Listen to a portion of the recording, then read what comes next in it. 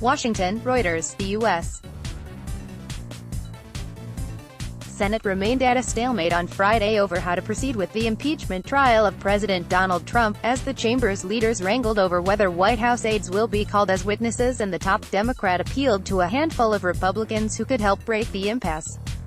After a two-week holiday recess, there was still no clarity about when Trump's impeachment trial might begin. Senate Majority Leader Mitch McConnell, a Republican, said that in any case the trial could not start without the articles of impeachment, which House Speaker Nancy Pelosi has not yet sent to the Senate. The Democratic-controlled House of Representatives voted in December to impeach Trump for pressuring Ukraine to investigate former Vice President Joe Biden, a potential rival in the 2020 presidential election.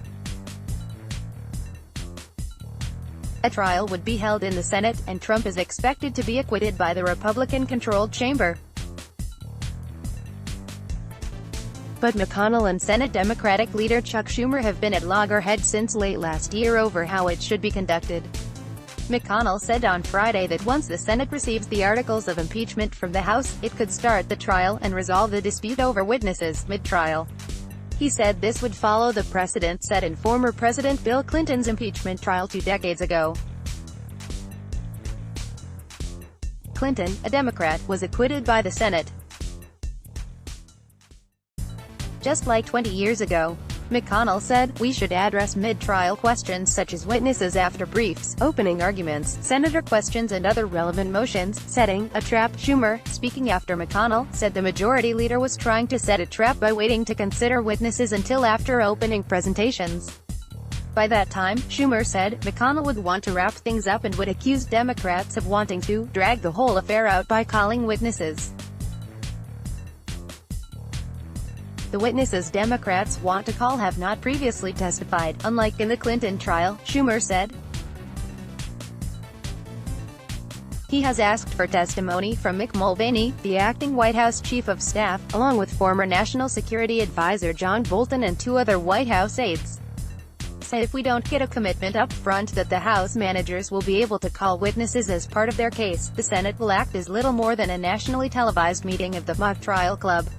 Schumer declared.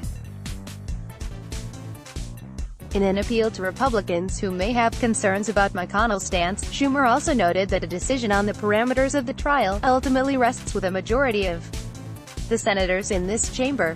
Republicans have a 53-seat majority in the Senate, where 51 votes are needed to pass a set of rules for the Trump trial.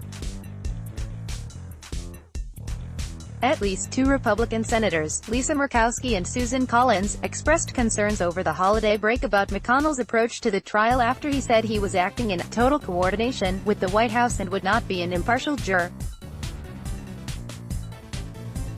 The actual impeachment trial in the Senate would need a 2/3 majority vote for a conviction, requiring more than 20 Republicans to break with their party to remove the president. Night falls over the U.S. Capitol dome, as members of the Republican-controlled U.S. House of Representatives deal with a budget showdown with a Democratic-controlled U.S. Senate, and a possible government shutdown in Washington, September 30, 2013.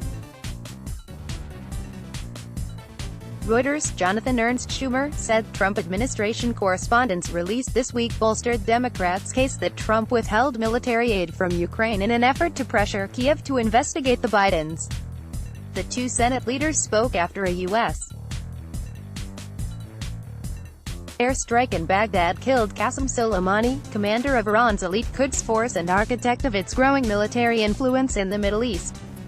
The attack was authorized by Trump, and Iran has promised harsh revenge. Clinton ordered 4 days of bombing on Iraq in 1998 as he was facing an impeachment vote in the House. Those airstrikes delayed the vote but did not prevent it. Additional reporting by Susan Heavey, editing by Andy Sullivan and Bill Burkrout. Standards. The Thomson Reuters Trust Principles. Let's block ads. Why?